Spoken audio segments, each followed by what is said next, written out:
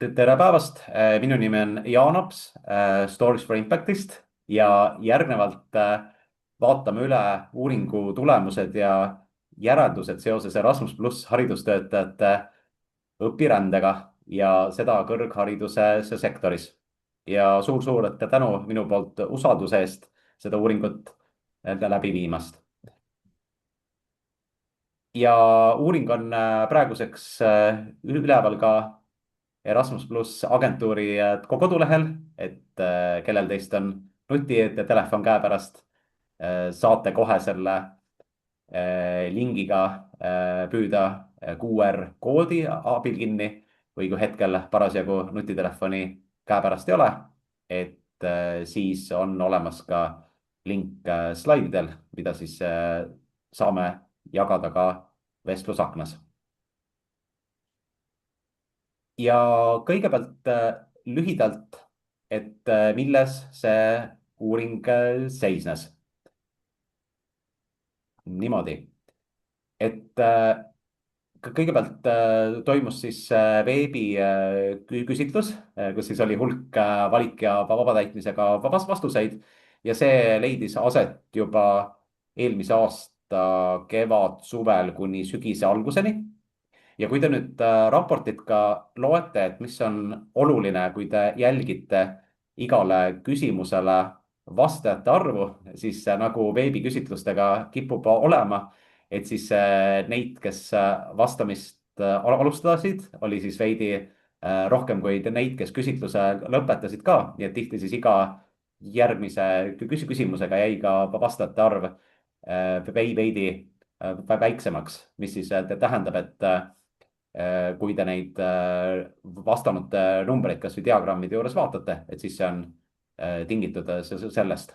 Ja lisaks toimusid ka poolstruktureeritud intervjuud 22 inimesega ja suur-suur aitäh ka teile, kes te ka nendel intervjuudel osalesite või siis ka koordinaatoritena aitasite neid intervjuusid vahendada.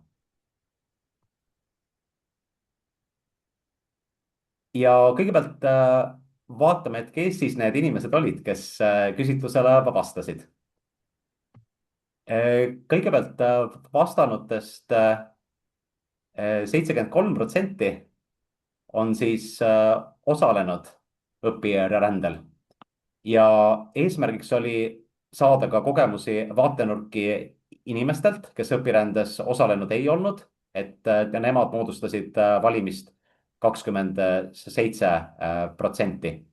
Ja kui nüüd üle 60% just õpirändes osalenutest on akadeemilised töötajad, siis mitteosalenute hulgast saime võrdse vaate nii akadeemiliste kui mitteakadeemiliste töötajate hulgast.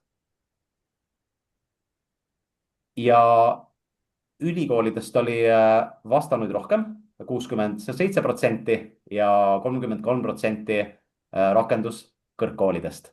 Ja rakenduskõrgkoolide valim sellest hoolimata kujunes piisavalt suureks, et siis teatud osades sai sisukaid võrdluseid igati teha, et just vaadata, et kuivõrd siis ülikoolide ja rakenduskõrgkoolide vastustes on võimalikke süsteemseid erinevuseid.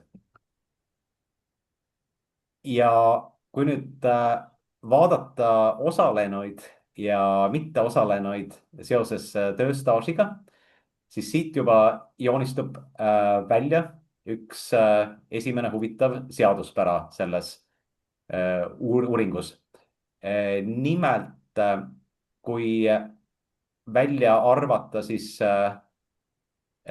kõrgeima staažiga rühm ehk siis need inimesed, kes on oma ametikohal töötanud rohkem kui 25 aastat, siis see must tulp, mis on siis õpirändes osalenud, et erinevate staažirühmade vahel jaotutakse ikkagi üsna võrdselt. Aga kui me nüüd vaatatame vastanutest mitte osalenuid, siis nende hulgas domineerivad need inimesed, kes siis on töötanud praegusel ametikohal alla 5 aasta. mis tähendab, et nendel ikkagi siis on olnud vähem võimalusi, sest eeldatavalt ka need inimesed, kes küsitlusele vastasid, on ka ikkagi õpirände teema osas keskmiselt rohkem huvitatud, isegi kui nad siis ise õpirändel veel osalenud ei ole. ja nagu ka joonistus välja meie Mentimeetri küsitlusest, et enamus tänaseid kuulajaid on ka ise õpirändel osalenud rohkem kui 2 korda.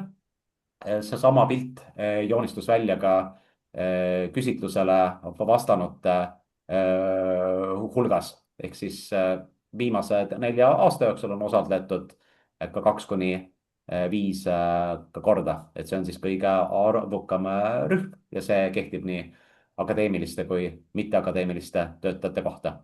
ja kui vaadata lähemalt, et kuidas on õpirändes osaletud, siis ka, et loomulikult osa inimesi on osalenud erinevates õpirände tüüpides, aga et kõige rohkem on siis osaletud õpirändel koolituse eesmärgil. 27 vastanut on ka õpetanud välisriigis ja 26 on teinud mõlemat.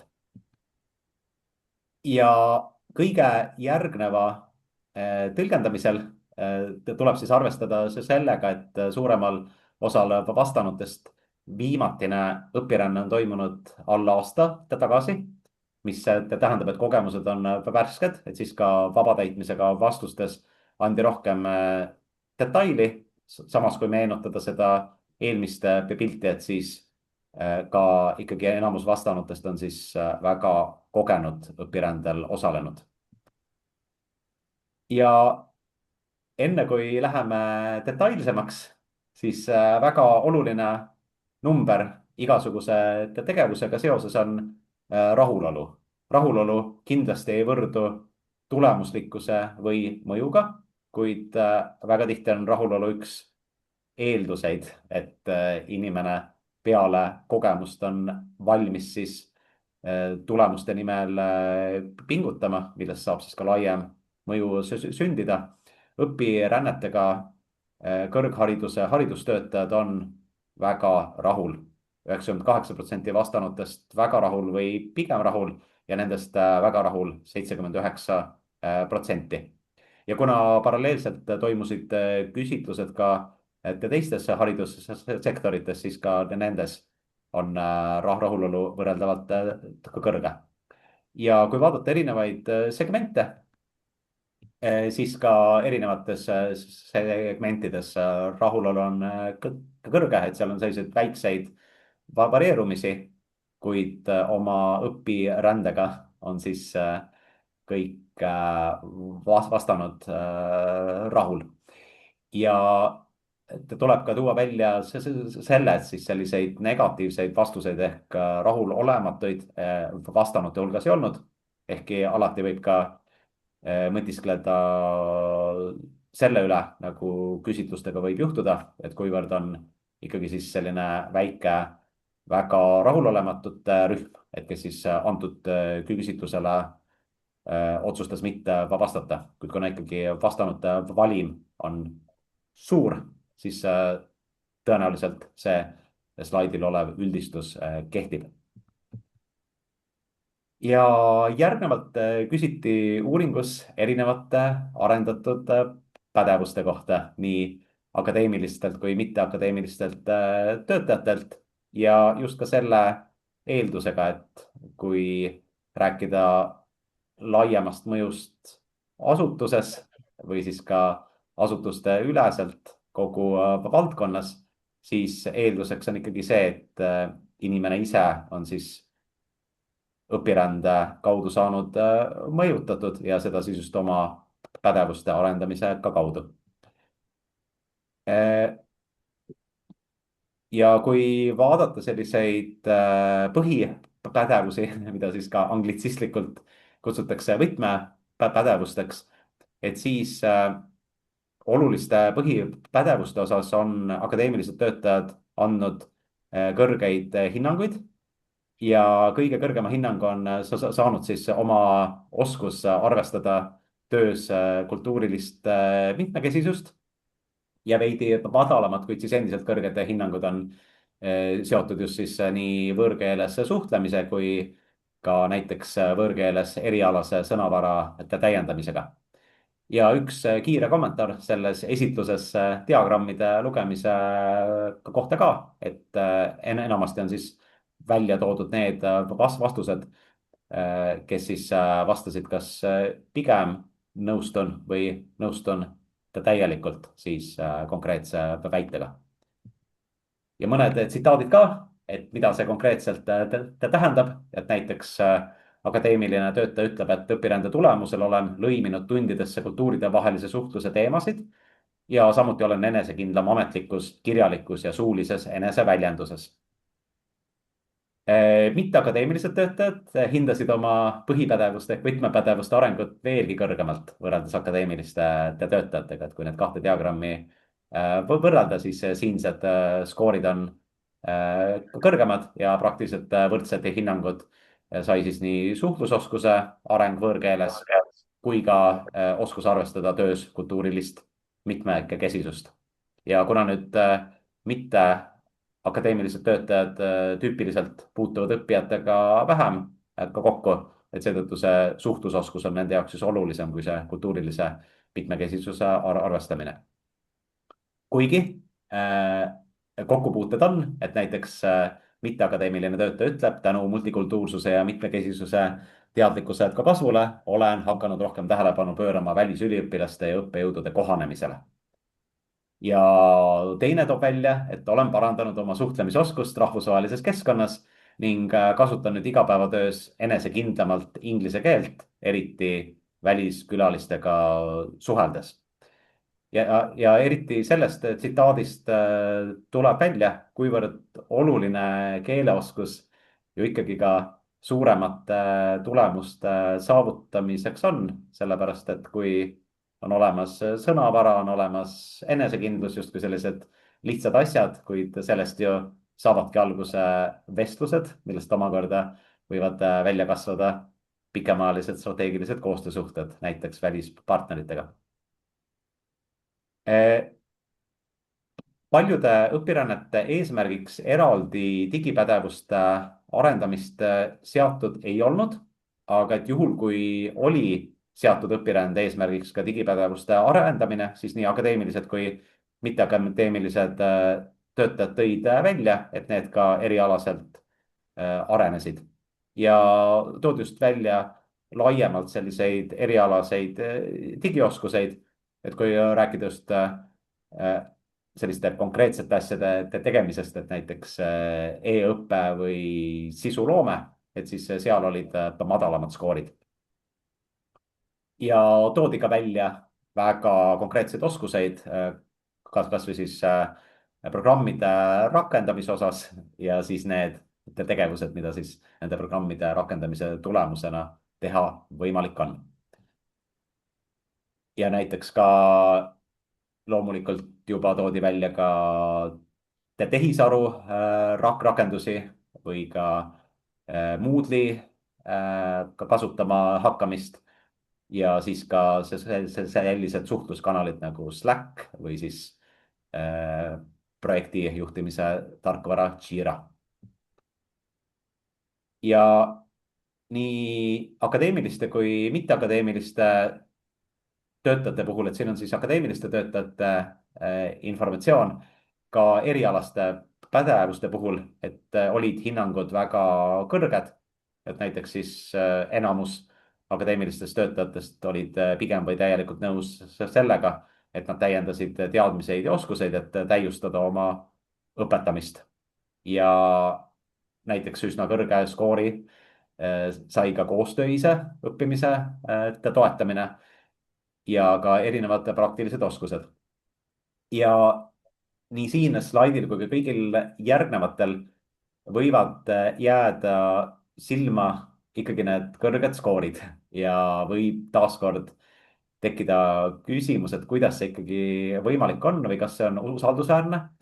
kuna me küsitluses, siis veebi küsitluses küsisime ka arvukalt kohustuslikke kommentaare täitjatelt siis vastajad oskasid tuua väga palju praktilisi näiteid, et ka siis oma üldisemate hinnangute põhjenduseks ja siis hiljem, kui me viisime läbi nii rühma kui individuaalintervjuusid, ka intervjueeritud oskasid taoliseid praktilisi näiteid tuua. nii et ka nende kõrgete hinnangute taga sellistele üldistele väidetele on enamasti praktilised näited olemas ja need on siis ka jõudnud slaididele. et teiselt poolt, kui vaadata erialaseid pädevusi, siis teatud oskustele oli õpirände tajutav mõju siiski väiksem. et näiteks, kui me vaatame akadeemilisi töötajaid, et siis sellised spetsiifilisemad asjad nagu näiteks ainekava, erinevate juhendite, juhiste koostamine, et siis selle skoor oli oluliselt väiksem või siis ka digivahendite ja võimaluste rakendamine õppetöös skoor teiste aspektidega võrreldes suhteliselt väiksem, et siin siis kaks põhjendust, et ühelt poolt paljude õpirännete puhul eraldi digipädevuste arendamine ei olnudki eesmärgiks, et juhul kui oli, et siis nagu oli näha, õnnestus neid ka arendada.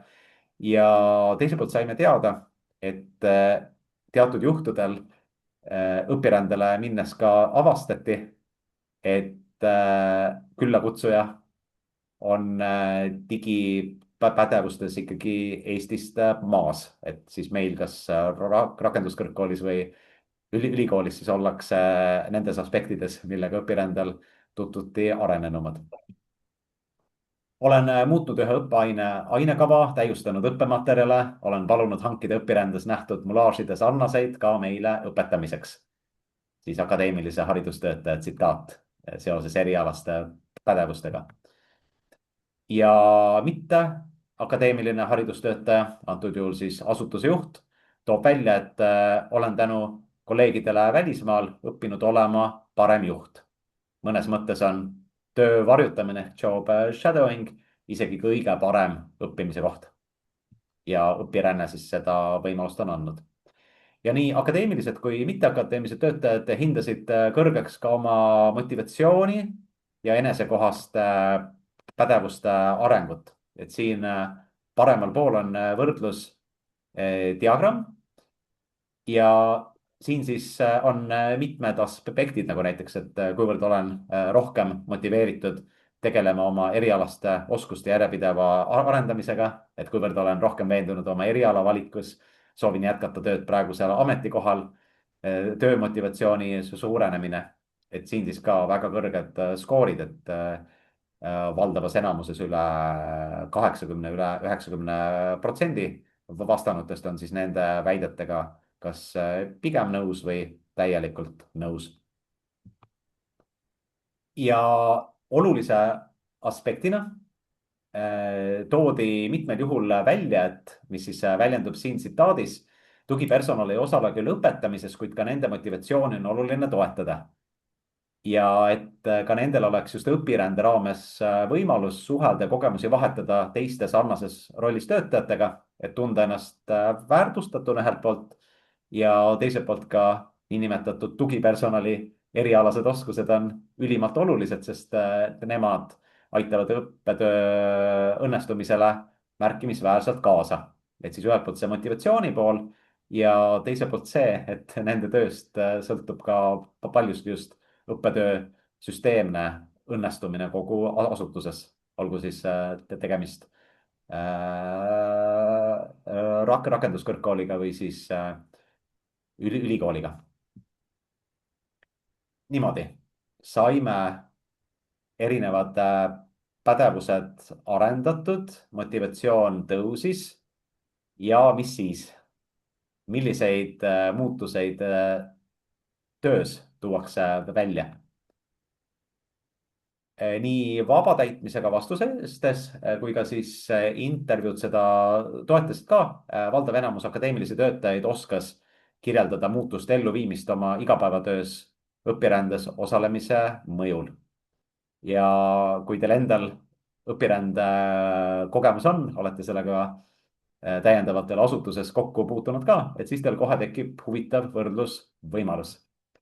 Kõigepealt toodi välja siis õppemeetodite mitmekesistamist, väga palju erinevaid praktilisi näiteid, rühma arutelude korraldamine, juhtumi, probleemi ja projektipõhine õpe, loomulikult rahvusvaheliste näidete ka kasutamine, sellise tunni ülesehituse, peenemalt öeldes tunni disaini mitmekesistumine, et just muuta kursuseid praktilisemaks, võtta ka kasutusele erinevaid seadmeid, meetodeid, neid ka kohandada. Neid näiteid toodi väga palju. Ja teisalt, ehkki veidi vähem, toodi välja siis õppekava ja õppematerjalide arendamist ja eriti, mis puudutab nüüd õppematerjale, et see haakub eelmise punktiga ka. Ja siin just rõhutati, et just see praktilisus igapäevaeluga seotus, et ka korrigeeriti teooria ja praktika osakaalu.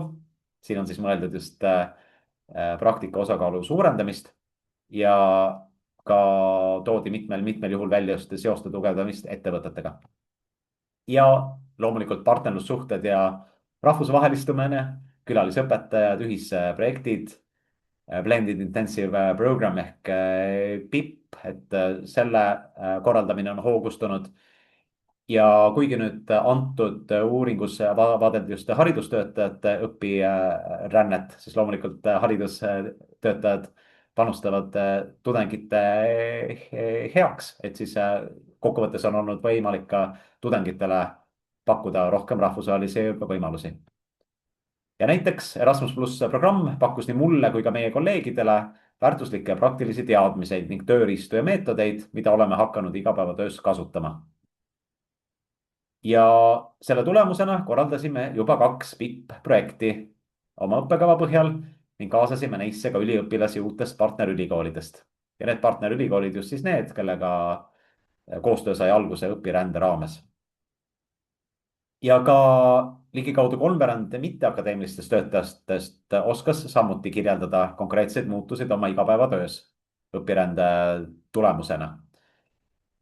Eelkõige toodi välja siis protsesside ja süsteemide täiustamist, sest tihti mitteakadeemilised töötajad tegelevad just protsesside ja süsteemidega, et lihtsustati töökorraldust, korrastati dokumentatsiooni, siis loodi näiteks uusi programme, üksuseid, teenuseid haridusasutuses ja näiteks arendati sissetulevate üliõpilastele pakutavat tuge.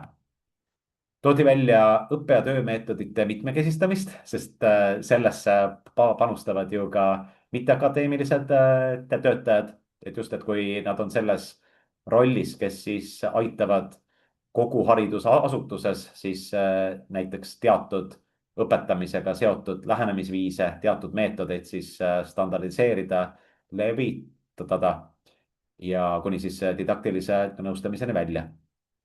Ja loomulikult nende puhul ka rahvusvaheline võrgustike loomine, ka uued kontaktid, praktikakohad, samuti osalus PIP-programmide algatamises, erinevate rahvusvaheliste ekspertide kaasamine. Ja mõned punktid veel, et just mitteakadeemilised töötajad tõid eraldi välja digivahendeid ja tehisintellekti, et uued platvormid, tarkvarad ja näiteks välisülikoolide infosüsteemide heade lahenduste kohandamine. Ja kuna mitteakadeemilistel töötajatel on tihti ka sellist esinemis- ja esitlusfunktsiooni ja asutuse sees, inimeste kokkutoomine, veenmine, muudatuste algatamine ja asutuste väliselt ka, et eriti siis juhtkonna puhul, et siis uute kommunikatsioonivõtete omandamine, erinevate suhtluspädevuste areng ja just selline kindluse kasv ingliskeelses rahvusvahelises suhtluses ja ka aktiivsem tegelemine õpirände turundamisega. Ja kuna teatud tüüpi vastused hakkavad korduma, siis siit joonistubki välja üks siis ütleme õpirände mõju omapära, et juhul kui õpirändel on mõju, siis see avaldub korraga mitmele tasandil, et kui see on näiteks seotud sellise rahvusvahelise suhtlusega, siis see individuaalne tasand väljendub selles, et ma olen enesekindlam, mu sõnavara on laiem ma olen ka algatusvõimelisem, ma saan uusi rahvusvahelisi kontakte, see omakorda siis laieneb sellele, et mul tekib selline erialane koostöövõrgustik ja juhul, kui selle erialase koostöövõrgustiku suhtlusega läheb tulemuslikult, siis hakkab ka see ju mõju avaldama kogu asutusele. ja mida näiteks tsitaatides tuuakse välja, et just mitteakadeemiliste puhul siin siis siin on siis akadeemilise puhul, et õppetöös erinevad metoodikad ja olen tutvustanud neid õppejõududele ning rakendanud ise ka õppejõududele mõeldud töötubades. Ehk see inimene ongi siis kahes rollis, et siis ka ta õpetab teisi õppejõudusid. ja viimane muudatus oli andmeteenuste struktureerimise ülesehitus ning tarkvara arendustalituse rollide ja ülesannete jaotuse muudatused, mis said inspireeritud teistest ülikoolidest. et selline väga selge tulemus mitteakadeemilise töötaja õpirändel. ja mitmed intervjueeritavad rõhutasid, et ka õpirändel kogutud ideed settivad aegamisi ning konkreetse õpirändega ei pruugita neid hiljem isegi enam otseselt seostada. ja see ju on usutav väide, eriti kui inimene kuulub siis sellesse rühma, kes on osalenud õpirändel 2 korda või rohkem. et eks ju need mõtted, kogemused ka nii-öelda lõimuvad ja näiteks juhtub peale kolmandat õpirännet, et tekib see ahaa-efekt, et ahaa, et kui ma panen need kogemused kokku, et siis ma ju seda just oma töös saan praeguses olukorras sellisel viisil rakendada. kuid kindlasti, kui me hiljem ka jõuame siis järeltegevuste ja levituseni, et siis ainult sellisele aegamisi settimisele lootma ei saa jääda. et kindlasti on oluline vähemalt neid kogemusi hoida niimoodi enda ja teiste aktiivmälus, et sellel ahaa-efektil oleks siis, kust neid erinevaid seoseid üles noppida ja kokku tuua. järgnevalt siis liigumegi edasi, et rääkisime üksikisiku tasandist, rääkisime, mida ta teeb nüüd tööalaselt, erialaselt, et millist mõju toodi õpirände puhul asutuse tasandil välja. enim toodi välja, et on suurenenud õppeasutuse koostöö väliste partneritega. ja see on ju loogiline, et selline rahvusvaheline suhtlus loob uut rahvusvahelist suhtlust. kuid mis on huvitav, et ka näiteks 88% tõid välja ka paranenud koostööd kolleegide vahel ja kõrged skoorid on ka näiteks olemasolevate õppekavade ainekoolituskursuste sisu arendamisel ja ka näiteks meeskonna avatuse ja tolerantsuse suurenemisel. et kõigepealt selline isiklik kokkupuude ja siis see muutub ka osaks organisatsiooni kultuurist. ja kui vaadata madalamaid hinnanguid, siis taaskord, et selliseid digivahendeid, võimalusi eesmärgipäraselt rakendada peale õpirännet, et ühelt poolt suhteliselt kõrge skoor, et 59% vastanutest pigem nõus või nõustuvad täielikult, kuid siis võrreldes teiste aspektidega kõige madalam. või siis ka sellised juhtimisalased uuendused, koostöö paranemine juhtkonnaga, et siin siis pigem madalamad skoorid, ehkki siis absoluutsel skaalal endiselt üsna kõrged. ja nüüd on huvitav sihtrühm, õpirändes mitte osalenud töötajad. et kõigepealt nende puhul tuleb rõhutada, et sõltuvalt siis konkreetsest küsimusest ka suur osakaal õpirändes mitteosalenutest ei osanud hinnata, et kuivõrd siis konkreetse aspekti raames õpiränne nende asutust mõjutanud on. et mõnikord ka neid, kes ei osanud hinnata, oli üle poole, et näiteks 58%. ehk siis siin slaidi peal on nüüd näha, et milliseid hinnanguid andsid need, mitte osalenud töötajad, kes siis oskasid antud väiteid hinnata. ja ka nemad näevad kõige rohkem õppeasutuse koostööd väliste partneritega ja näevad ka siis ütleme, uute õppekavade, kursuste arendamist või siis juba olemasolevate edasiarendamist. nii et siin on ka selline hea kontroll ja valideerimine, et mis on tihti teiste küsimuste puhul ka, et kui me võrdleme osalenute ja mitteosalenute hinnanguid, et siis need skoorid on erinevad, kuid see, mis järjestuses aspektid on, et see on ikkagi väga sarnane, mis tähendab, et nii-öelda selline täiendav usaldusväärsuse kontroll ka. ja mitte osalenud siis kõige madalamalt hindavad just aspekte, mis on seotud sellise koostööga, et näiteks juhtkonnaga või kolleegide vahel või siis ka, et kuivõrd see on mõjutanud üldse juhtimist laiemalt või kuivõrd see on mõjutanud organisatsiooni kultuuri. ja ilmselt ka mitte osalenud siis ei näe osalenud akadeemilise personali ainete sisse, et mis seal siis koostöise õppimise osakaal on peale õpirännet.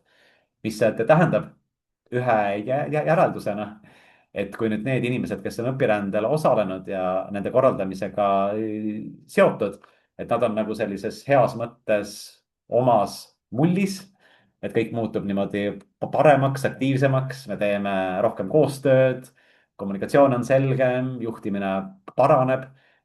et nüüd need kolleegid, kes ei ole selles mullis sees, kellel ei ole seda õpirände kogemust, et nad küll näevad teatud selliseid suuremaid muutuseid, et jah, et meie asutus on rahvusvahelises koostöös aktiivsem.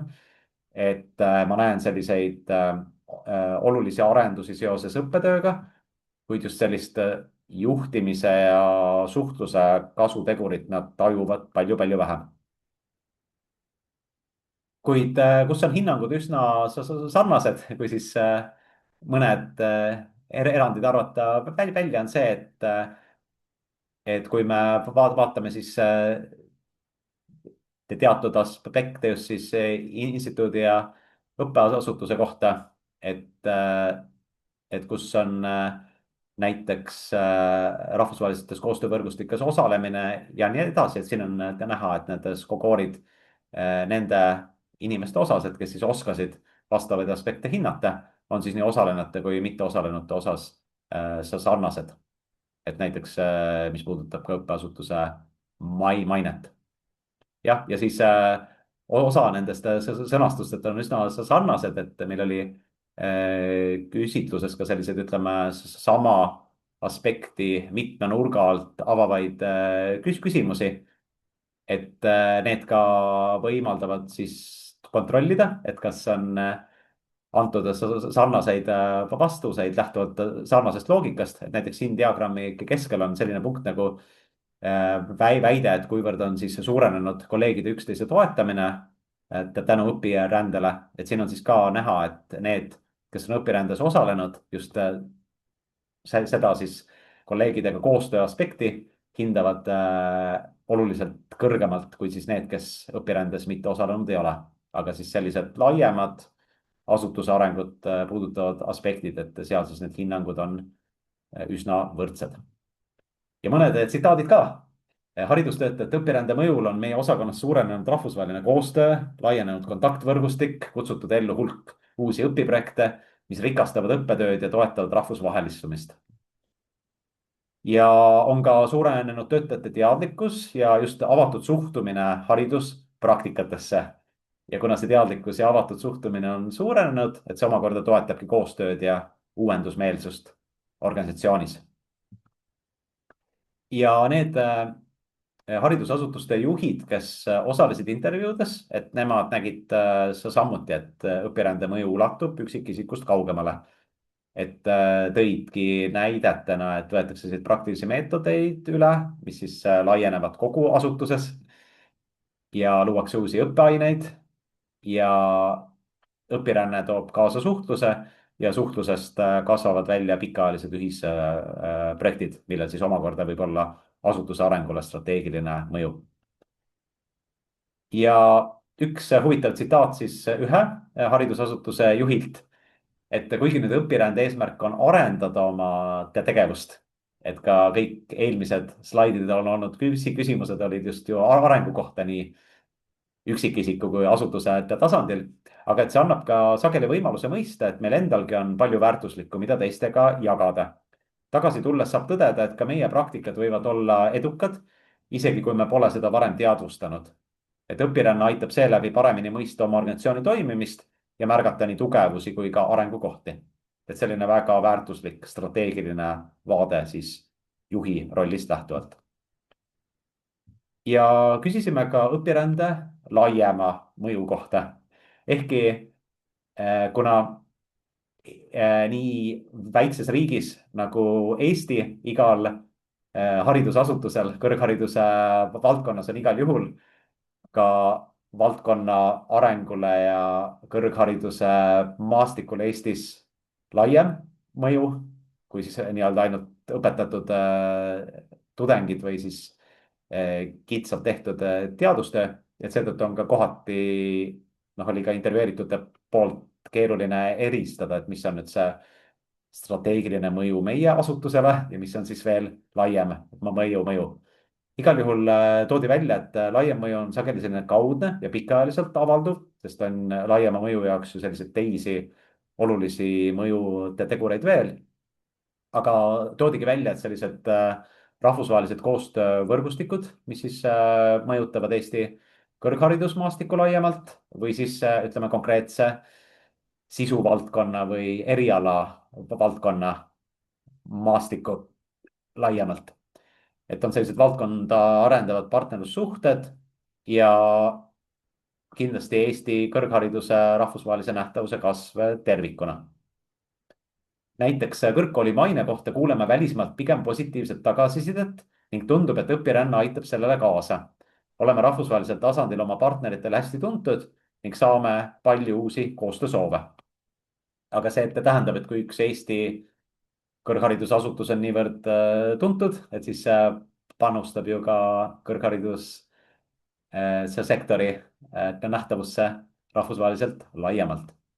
välisõppejõud käivad siin meistriklasse tegemas ja meil on järgmisel aastal sisse astumas välisüliõpilased, kes tulevadki just nende õppejõudude pärast ehk siis Eesti kui just kõrgharidusvaldkonnas õppimise atraktiivne sihtriik. niimoodi, mõningad aspektid on veel. küsisime ka selle kohta, et kuivõrd õpirännet õppeasutustes väärtustatakse. ja siin diagrammil, mis asub siis vasakul pool, on siis hulk väiteid, mis kajastavad just eri kantide pealt siis asutustes õpirännete väärtustamist. ja taaskord on siis nii õpirändes osalenute kui mitteosalenute hinnangud toodud välja, et iga väite puhul siis ülemine tulp on õpirändes osalenud ja alumine tulp on õpirändes mitte osalenud. ja kui teha sellise kõige üldisema kokkuvõtte, siis õpirändes mitteosalenute hinnangud väärtustamise erinevate aspektide kohta on võrreldes osalenutega madalamad, kuid samu väiteid hinnati järjestuse osas üsna sarnaselt.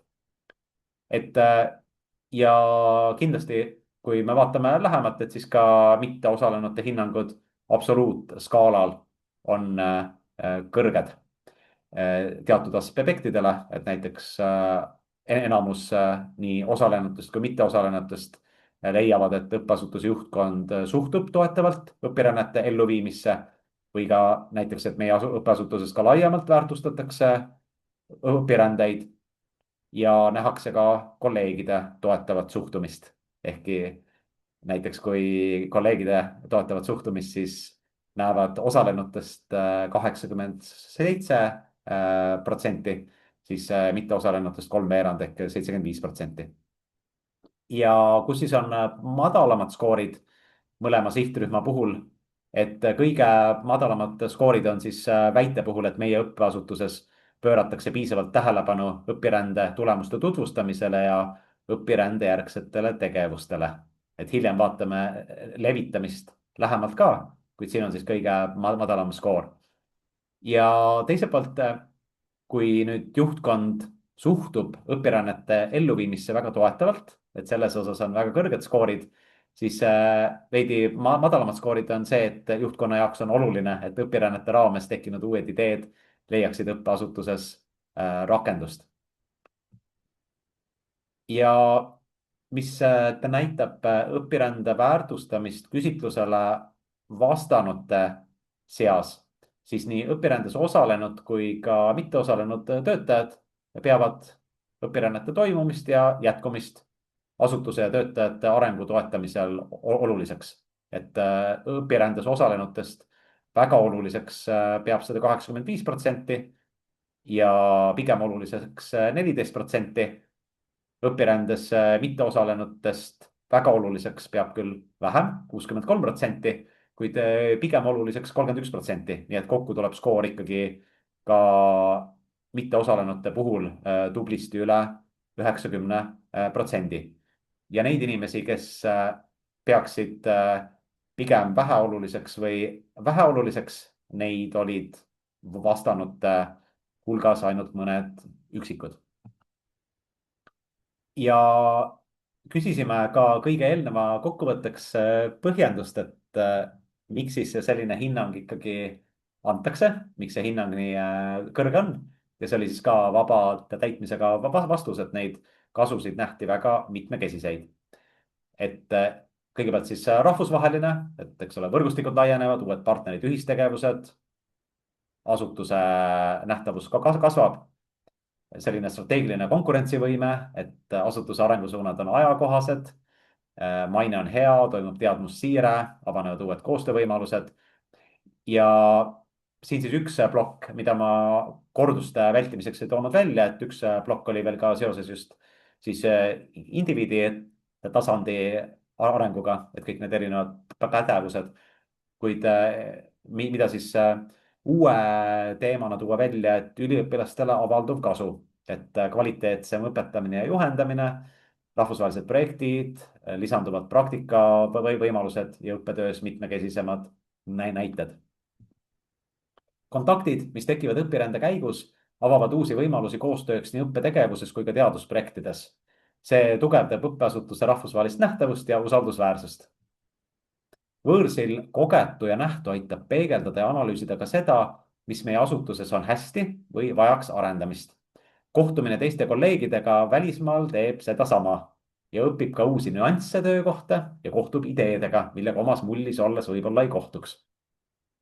et sellised siis üldistatumad hinnangud, et miks siis õpirändes osalemine ja nendega asutuses jätkumine ikkagi nii oluline on. ja see aitab rutiinist välja tuua, et pärast õpirännet oled parem ja motiveeritum õppejõud, keda on üliõpilastel huvitav kuulata, sest oled natuke maailma näinud.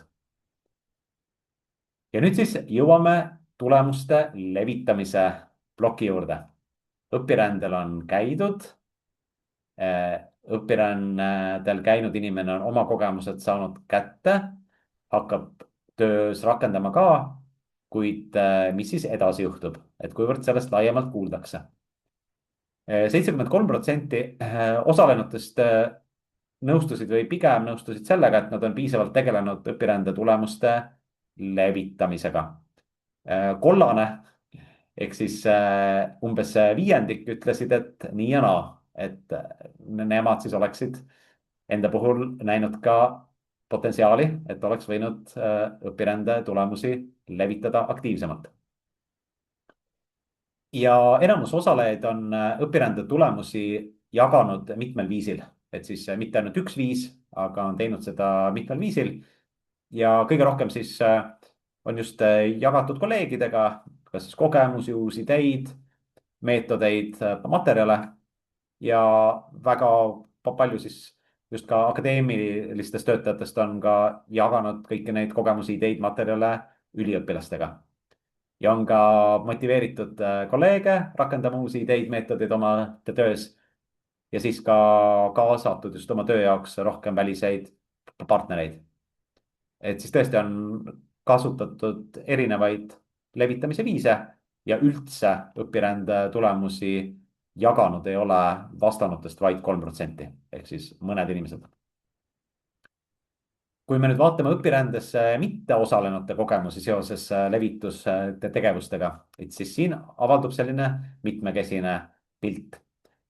et ühelt poolt 40% ütlevad, et nad ei olegi teadlikud, et nende asutuses oleks kogemuste jagamist korraldatud ja enam-vähem sama osakaal on samas õpirändel osalenud kolleegide kogemuse jagamisest osa saanud. ja nüüd järgnevalt ongi siis veel toodud, et kui nad on sellest osa saanud, et siis millisel kujul on see olnud. ja huvitav on näha, et näiteks üliõpilaste kogemuste jagamisest ollakse rohkem osa saanud kui haridustöötajate poolsetest kogemuste jagamisest. ja neid, kellel ei ole üldse olnud huvi kogemuste jagamisest osa võtta, et neid on ainult 8%, mis tähendab, et mitte osalenutel see huvi osaleda on, kuid 40% ei ole kuulnud, et sellist kogemuste jagamist oleks korraldatud. ja intervjueeritavad tõid välja, et kui nüüd seda levitustegevust teha, et seda tuleb teha läbimõeldult ja vältida siis linnukese pärast sellist laia kommunikatsiooni ja toodi välja, et selline valdkonna või erialapõhine jagamine väiksemas ringis võib olla mõjusam, kui teha sellist üleorganisatsioonilist seminari. ehkki see nüüd kindlasti sõltub ka kontekstist. ja kui tuua siis mõned näited välja, et mida toodi välja, et mis need efektiivsemaid levituste tegevused on, et näiteks osakonnasisesed koosolekud ja väiksemad arutelud, erialasisesed kogemuste jagamise üritused või ka lihtsalt info jagamine digitaalsetes suhtluskeskkondades, et eriti kui on siis sellised hästi konkreetsed viited ja materjalid ja selline digitaalne suhtlus organisatsioonis töötab, et siis see võib olla kõige efektiivsem. ja mõnikord ka infokirjad. õpirännete kokkuvõtted avaldatakse kodulehel ning neid jagatakse ka teaduskondade infokirjades, mis tagab laia kõlapinna. oleme katsetanud ka keskseid formaate, näiteks kogemuste vahetamise kohvihommikud, kuid need kipuvad jääma hajusamaks. erialaspetsialistid eelistavad pigem omavahel arutada, mis on täiesti mõistetav. et see tsitaat siis illustreerib eespool toodud väidet just sellest pingest, et ühelt poolt peaks levitama tulemusi võimalikult laialt, aga teiselt poolt mõjusam võib olla see, kui minnakse süvitsi erialaspetsialistide vahel. suhtluskeskkonnas on eraldi kanal koolituste ja lähetuste jaoks, kus jagatakse kokkuvõtteid, olulisemaid tähelepanekuid ja viiteid. toimuvad arutelud osakondade koosolekutel, väiksemates tiimides ka, et seal siis käsitletakse teemasid põhjalikumalt ja tugipersonal jagab samuti oma kogemusi ja õppetunde tiimi koosolekutel. et see tsitaat võtab sellise hea praktikana kokku just need erinevad tasandid, et asutuse üleselt ikkagi info anda, kuid siis nii-öelda pealiskaudsemalt ja siis koosolekutel tiimides toimub siis põhjalikumalt.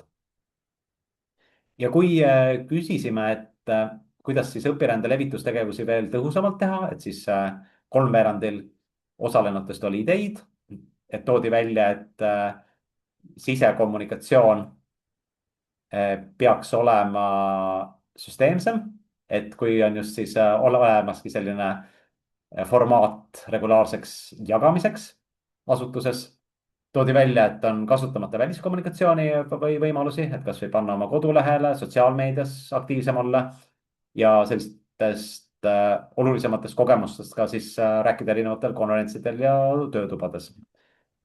ja toodi ka välja, et üliõpilastele ka siis, et kui haridustöötajad on ise käinud, et siis nad saavad ka motiveerida üliõpilasi. ja oli ka vastanuid, kes tõid välja, et nendel endil enamateks levitustegevusteks ei oleks ajalist ressurssi, et nad vähemalt seda praegu ei oska kuidagi leida.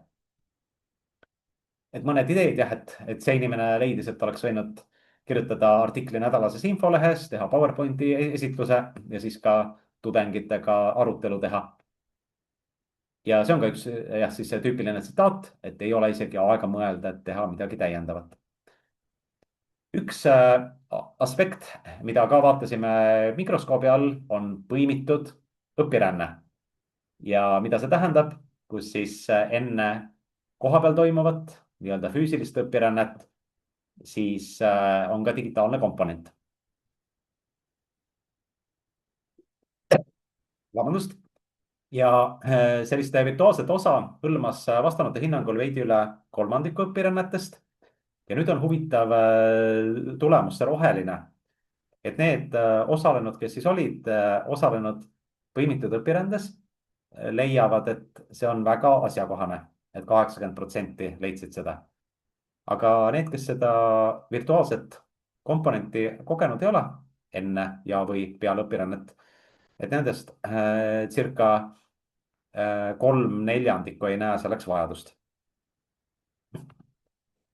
ja seda vajadust siis osati ka põhjendada väga konkreetselt, et isegi suurima kasuna toodi välja ettevalmistuse. et just selline partneritega tutvumine, eeltööde tegemine, et siis saab kohapeal palju kiiremini startida. ja ka sellised koordineerivad tegevused, et kasvõi Zoomi või Teamsi kohtumiste raames, et oleks selgem rollijaotus, kujuneks välja selline püsikontakt. toodi tudengitega seoses välja virtuaalõpet või noh, ka haridustöötajatega ka. et õppijate kogemus on põhjalikum, kui on sellised eel- ja järelloengud ikkagi ka. ja toodi välja ka erinevad tööriistad, et ka kasutust, mis siis on töökorraldust toetanud. ja osad nendest jäävadki hiljem ka kasutusse. ja kokkuvõtete tegemisel ka, et kui füüsilisel õpirändel endal ei ole seda aega põhjalikult reflekteerida ja mingid asjad settivadki hiljem, et siis saab seda teha just virtuaalselt üheskoos. ja ühtlasi see aitab kaasa ka sellele, et räägitakse edasi ju ka koostööideedest. virtuaalse osa eesmärk oli ühtlustunde tekitamine osalejate vahel ja see õnnestus suurepäraselt. õpirände virtuaalne osa seisnes Zoomi koosolekutes ja selline tõhus eel- ja järelkommunikatsioon. ja saime siis koostööd paremini planeerida ning kontaktide hoidmist ka pärast füüsilist rännet. ja et kui korraks hüpata tagasi selle pildi juurde, et siin tundub see väga suur kasutamata potentsiaal, et nüüd need inimesed, kes siis on küll õpirändel osalenud, aga seda virtuaalset osa kogenud ei ole, et ka siis aidata nendel näha neid võimalusi, et kuidas see virtuaalne osa ikkagi õpirände kasu tegurit ja tegelikult ka meeldivust võib oluliselt tõsta. sest siin tõesti need inimesed, kes seda kogenud on, oskasid tuua palju praktilisi näiteid. niimoodi, siis teine teema, mida vaatasime mikroskoobi all, on õpirände arvesse võtmine töö osana.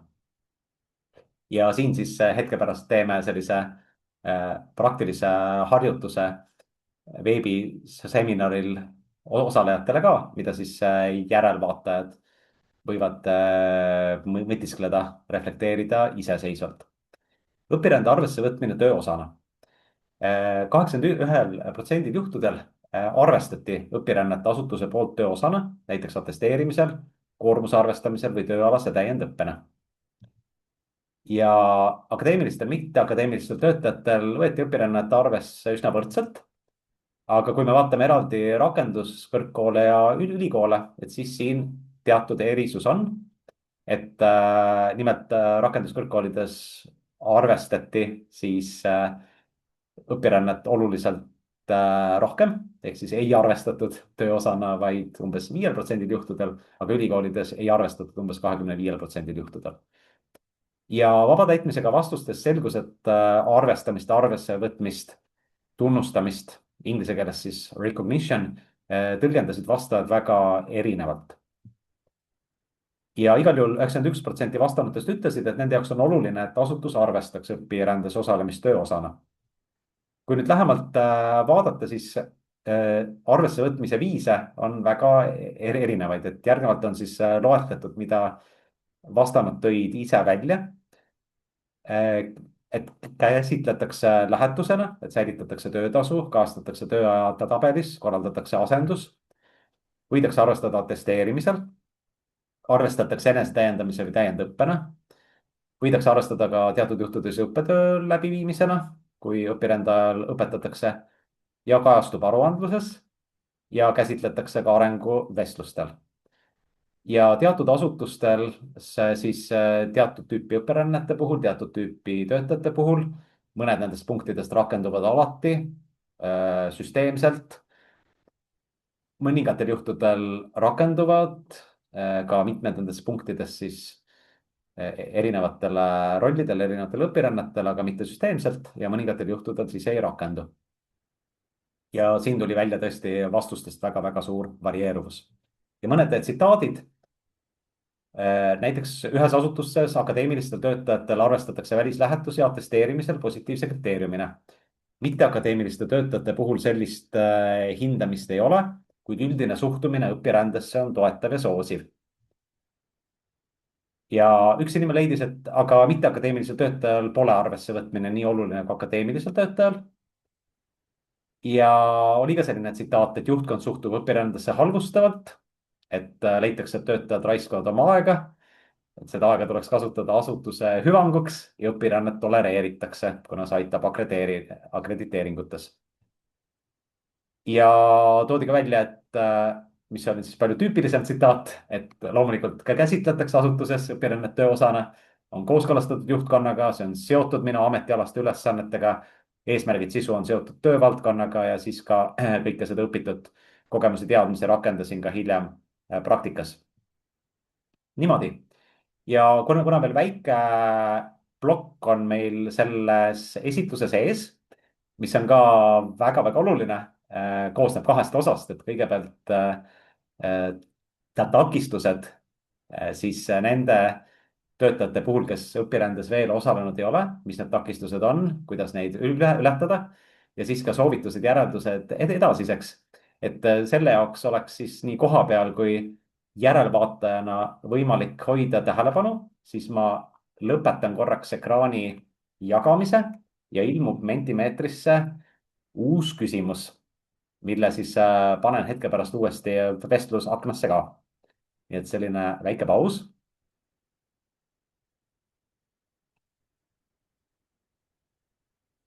Ehk siis juhul, kui te olete endiselt oma arvutite ja nutitelefonide juures, siis ma palun minna vestlusaknasse. Ja kohe ilmub sinna uuesti Mentimeetri link. Ja jagan ka ekraani, et oleks näha see küsimus.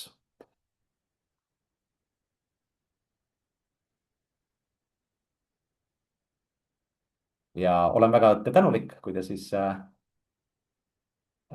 klikkate ja vastate, et siin on siis, kas õpirände arvesse võtmist peaks standardiseerima. Ja siin on siis mõned variandid, et jah, et iga asutuse siseselt peaks tegelikult asutuste üleselt standardiseerima. Probleemi ei näe, peaks jääma nii nagu praegu. Ja kellelgi võib olla ka hoopis muu ettepanek, mis ei ole eelnevates variantides veel kajastatud. Niimoodi mõned hetked veel, et vastuseid laekub korralikult. Aitäh teile.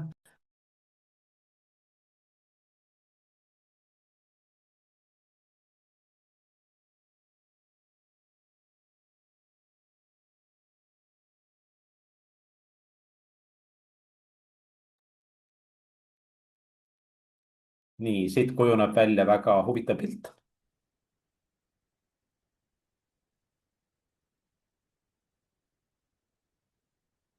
Nii, mõned inimesed on veel vastamata.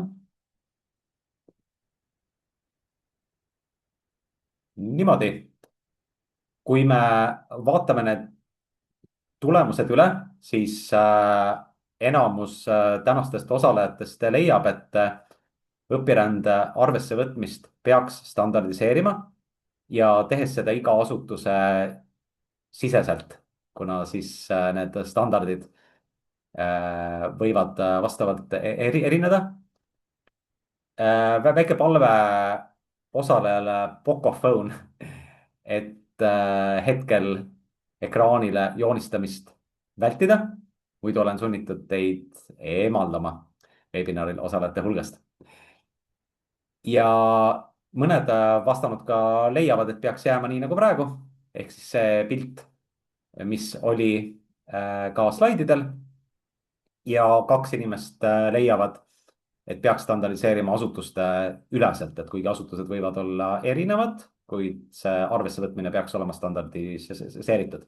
Ja ühel inimesel on hoopis muu ettepanek, et juhul, kui te olete valmis loobuma oma anonüümsusest ja kirjutama selle ettepaneku vestlusaknasse, et siis veebiseminari lõpus koos võimalike vestlusaknasse laekunud küsimustega saame selle vaadata üle ka. Ja Ma suur olen aitäh juba teile. kirjutanud Ja, chati selle, et uurida alternatiive Erasmus plussile, kuna praeguses olukorras on see vahetuse ressurss väga piiratud sel ja järgmisel aastal, peame otsima mingeid alternatiive. ja et suur-suur aitäh teile selle märkuse eest, just, et see oli siis see muu ettepanek. Niimoodi, suur tänu teile ja jätkame siis hoogsalt esitluse lõpuosaga, sest et 2 väga olulist teemat on veel jäänud. Õpirändes osalemist takistavad tegurid. Eelnevalt tuli välja, kuivõrd suur väärtus võib õpiränne olla nii töötajate jaoks kui ka asutuse jaoks. Ja siiski on ju hulk töötajaid kõigis asutustes, kes veel õpirändel osalenud ei ole. Kui küsisime takistuste kohta, siis tuli välja, et sellist ühte kõige rohkem eristuvat takistust ei ole, kui arvata välja. Ma ei ole leidnud mulle sobivat enesetäienduse võimalust, kuhu õpirändele minna. Ja küsisime ka küsimuse, et kuivõrd on inimesed ise õpirännete kohta veel infot otsinud ja ka see oli siis teise enim esinenud põhjuse seas. Ja kui vaatasime andmeid lähemalt, siis tuli välja, et ka oluline osa nendest, kes siis ei ole endale sobivat enesetäienduse võimalust veel leidnud, ei ole ka ise õpirännete kohta veel infot otsinud. Ja nagu pildi pealt näha, et siis ikkagi ka kuskil viiendik, natukene rohkem mainisid ka, et on siis õppe- ja töökorralduslikud keerukused või siis perekondlikel põhjustel ei ole võimalik osaleda. Ja intervjuudes toodi ka peamiste takistustena välja ebapiisavana siis tajutavat keeleoskust, perekondlikke kohustusi ja ajapuudust, et kus siis ise loomustati, et mida kolleegide kohta teatakse, et mis need takistused võivad olla. Ja paljud oletatavad takistused on enamuse jaoks väheolulised, ehkki siis konkreetse inimese jaoks võivad need väga olulised olla, et näiteks kõrghariduses tervislikke põhjuseid tõid välja siis ainult 10%. Et sellele 10%-le väga-väga oluline põhjus, aga siis laiemalt selline süsteemne põhjus see ei ole. Et näiteks üldhariduses on see olulisem, et tulenevalt siis eakamast töötajaskonnast. Ja mis on oluline, et vaid 8% pigem ei näe või üldse ei näe vajadust osalemiseks, mis tähendab, et 92% nendest mitte osalenutest, et seal see huvi ja potentsiaal on. Ja mõned tsitaadid. Pigem on siis selle konkreetse vastanu puhul põhjus töökoormuses. Akadeemias oodatakse rohkem, kui jõuab ära teha. Õpiränne võtaks veel lisaks aega. Ja siin on nüüd huvitav tsitaat, et see ei kajasta sellist laialt levinud vastuste tüüpi, kuid võib olla mõtteaine siiski kõigile asutustele. Et siis see konkreetne inimene, kes tahaks minna õpirändele, kuid ei saa minna, ilmselt siis juhtkonna otsuse tõttu. ja ta leiab, et tema töövaldkonda loetakse riigikeskseks, mitte niivõrd rahvusvaheliseks ja et ei ole saadaval õpirände võimalusi. ja et keegi pole tema tööspetsiifikasse süvenenud, et ka tal oleks vaja sellist laiemat vaadet ja teiste praktikatega tutvuda.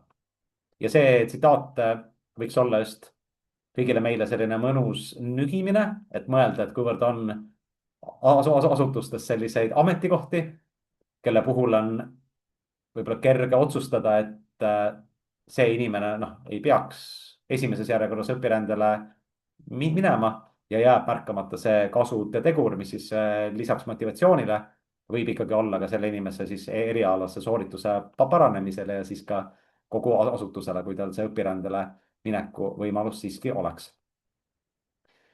ja kui saaks ka perekonna kaasa võtta selle raha eest, siis oleks tore. ja see on selline emotsionaalne tsitaat, mis illustreerib seda, et kui nüüd teha õpirände kommunikatsiooni haridusasutuse sees, et siis kindlasti on neid inimesi, kellel ongi selliseid piiranguid, näiteks siis perekonnast tulenevalt, et kes siis omakorda võivad tajuda sellist ebaõiglust. et ei ole võimalik osaleda. et siis ongi küsimus selles, et kuivõrd on võimalik pakkuda sellist mentorlust, et kuidas seda olukorda mõtestada, et kuivõrd siiski on võimalik leida kohandatud lahendusi õpirändel osalemiseks või siis vähemalt võtta sellise pikemasse plaani, kui perekondlik olukord on võib-olla et muutunud. ja just ka intervjuudes kirjeldati mitmeid võimalusi, et kuidas õppeasutuses saaks veel rohkem olla toeks, et toetada õpirändes osalemist. et kui veel heita pilgu küsitlusele kõigepealt, et siis abi vajatakse just sobiva õpirände leidmisega, et see info oleks hästi konkreetne ja siis ka abi eelkõige just siis kolleegide ja juhi poolt, et töökorraldus seda võimaldaks ja ka abi asjaajamisega ja mõned ka kõrgharidustöötajad on sellised arglikumad, et tahetakse koos osaleda. ja oli ka hulk neid, kes leidsid, et nii koordinaatorite, kolleegide, juhtkonna tugi on piisav. et tõesti, et lihtsalt ise hetkel seda võimalust ei näe, kuid asutuse puhul on siis kõik võimalused loodud. et neid tsitaate oli ka hulk. ja intervjuudes toodi ka välja, et just, et grupiga osalemist, et just nendes olukordades, kui inimene on siis natukene arglikum, võib-olla ka vajab keeleoskusega tuge, toodi ka välja eelnevat keelekursuste võtmist. toodi välja, et ikkagi jagada neid õpirändel osalemise kogemuslugusid veel rohkem ja just rõhuasetusega sellele, et kuidas siis inimene korraldas oma töö niimoodi, et tal oli õpirändesse võimalik minna. ja toodi välja just seda individuaalse toe vajadust ka, et sest on teatud takistusi, mida konkreetsel ajahetkel ületada võimalik ei ole, kuid jälle teatud tüüpi takistused niimoodi koos mõeldes, lahendusi otsides võivad olla ületatavad küll. ja intervjuus toodi ka välja, et see on üsna palju selline hoiaku küsimus ja tihti need takistused tuuakse ka vabanduseks hoopis mingitele muudele hirmudele. et siin siis ka just see individuaalse lähenemise olulisus, et inimest julgustada. ja kui on reisimisega seotud ebakindlus, et enne õpirändel käinud ei ole, et siis just see grupiga osalemise võimaluse pakkumine on hästi oluline või siis kahekesi. niimoodi ja nüüd siis viimane plokk, et ettepanekud ja soovitused. et nagu selle andmestiku pealt oli näha, siis on süsteemselt palju positiivset. mõned asjad saab siiski välja tuua. üheks teemaks on kindlasti osalejate ringi laiendamine asutustes. et just teadlikult pakkuda õpirändes osalemise võimalust esmakordsetele osalejatele, kes siis enne käinud ei ole, kes vajavad individuaalsemat lähenemist, muidu nad juba oleksid jõudnud kui asutuses vähemalt seni on õpirändeid korraldatud arvukalt vähema staažiga töötajatele, kelle staaž on siis väiksem kui 5 aastat ja ka eri rollide ja ametikohtade esindajatele, kuna on andmestikust näha, et õpiränne loob väärtust eri rollide ja ametikohtade jaoks.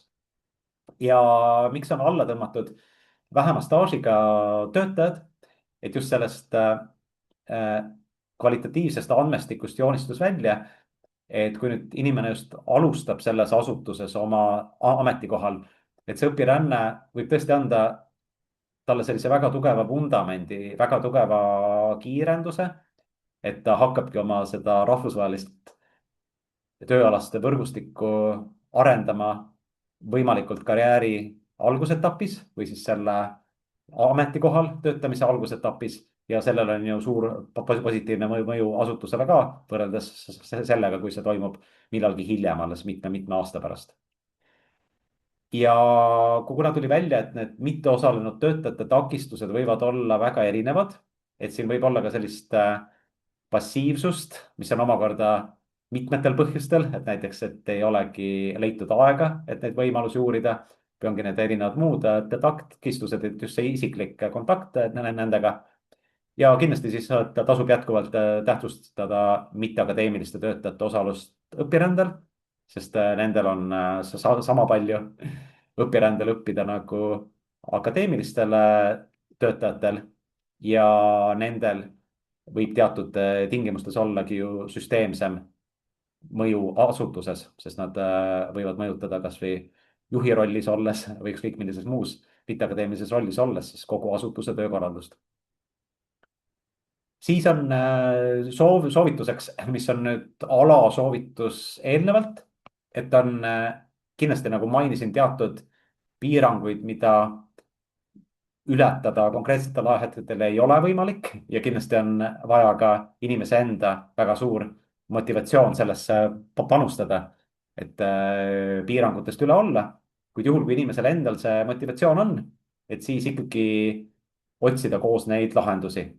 Et mis puudutab asutuste juhte, et me nägime eelnevast andmestikust, et moraalne tugi õpirändele on valdavas enamuses asutustes tugevalt olemas, aga et just, et ka sekkuda siis konkreetsemalt, et aidata leida neid lahendusi, et siis kohandada töökorraldust ja koormust, et inimesel oleks võimalik õpirändele minna. Ja kuna Erasmuse agentuur teeb ju kõrghariduse valdkonnas õpirände kommunikatsiooni niikuinii, et siis ka tavapäraste kommunikatsioonitegevuste raames ju saab levitada häid näiteid, et siis asutuste toetavast töökorraldusest, et siit uuringust tuleb neid häid näiteid juurde. Ja siis nagu oli näha, et sellised mitmekihilised kogemused on seoses levitustegevusega, et seal on seda nähtavuse ja siis ka mõju suurendamise potentsiaali. Et kõigepealt siis tõepoolest, et see oleks nähtavam just ka mitteosalenud töötajatele ja ka praktiliselt ka kasutatav. Et just ka selle levitustegevuse korraldamisel pöörataks tähelepanu sellele, et kasvõi need formaadid, et ei oleks loeng, et oleks töötuba. Ja teiselt poolt toodi ju välja, et mõnel juhul selline väga lai või üldine pealiskaudne levitus ei ole sugugi kõige mõjusam. Et kaasata levitusse iga kord just need inimesed, kelle jaoks õpirände kogemused, tulemused just selle õpirände puhul on siis need kõige asjakohasemad ja nendega siis tõesti minna süvitsi. Ja kindlasti siis oluline osa levitustegevusest, just siis levitustegevuses osalevatele töötajatele, kes ise õpirändes ei käinud, et seal oleks ka see refleksiooni võimalus juures, et nad siis oskaksid kuulda või kogetu põhjal märgata õpirände võimalusi ka oma eriala või valdkonna jaoks. Eriti siis juhul, kui tegemist on sellise üldise levitatusega, et kasvõi üle asutuseline kohtumine, kus on siis korraga kohal nii akadeemilised kui mitteakadeemilised töötajad. Ja siis võtta õpirändes osalemist arvesse töö osana. Antud väikse hääletuse puhul joonistus välja, et hetkel kuulajatest enamus soovitab seda siis standardiseerida ühe asutuse sees. ja igal juhul on oluline õpirännet käsitleda järjepidevalt töö osana, vähemalt selles osas, et leiduks see koht, kus see kajastub, kui hinnatakse töötaja tööd ja kindlasti ka töökorralduses, sest üks põhjused, miks praegu ka õpirändele ei minda või miks levitustegevused jäävad passiivsemateks, kui ka inimene ise tahaks neid läbi viia, ongi, et hiljem tuleb kogu see muu töö teha järele. et ikkagi siis ka poolaasta, aasta töökoormus vaadata üle, et õpiränne, selle ettevalmistus, järele tegevused on osa sellest tööst. see võib kõlada idealistlikuna ja teiselt poolt me hetk tagasi ka vaatasime ühe mitteakadeemilise töötaja inspireerivat tsitaati, mis ütles hästi konkreetselt, et juhtkonnaga oli õpiränne kokku lepitud, olid väga konkreetsed eesmärgid, mida ma läksin õppima ja olid ka väga konkreetsed ootused selles osas, et mida ma siis tagasi tulles rakendan. ja selle jaoks oli planeeritud tööaeg, sest see oli asutuse jaoks oluline. ja see ei olnud miski, mida oleks vaadeldud siis, et noh, et kui ta jõuab, et ta siis teeb. ja kindlasti siis taaskord selles üldises kommunikatsioonis, mida Erasmuse agentuur teeb just, saab ka näidata neid õpirände arvesse võtmise, õpirände tunnustamise erinevaid viise ja ka selle väärtust. ja neid väärtused on ju hulk, alates inimese enda refleksioonist ja siis kuni selleni, et tõesti see on siis seotud veel selgemalt asutuse enda eesmärkidega. ja lõpetuseks soovin tulemuslikke õpirändeid kõrghariduses. aitäh ka järelvaatajatele selle esitluse vaatamise eest. et selle esitluse juurest leiate ka teie lingi raportile, nii et põnevat lugemist, põnevat mõtestamist ja tulemuslikku rakendamist. aitäh!